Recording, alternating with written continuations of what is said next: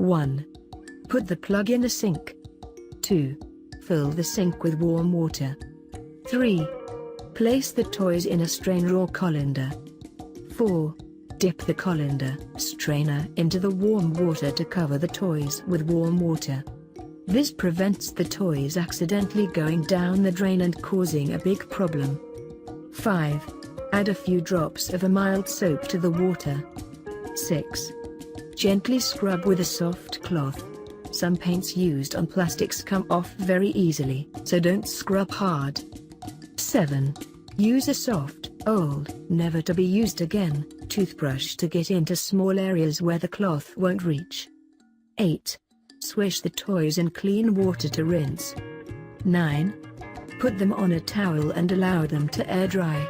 If you are in a hurry, use the blow dryer on its cold setting.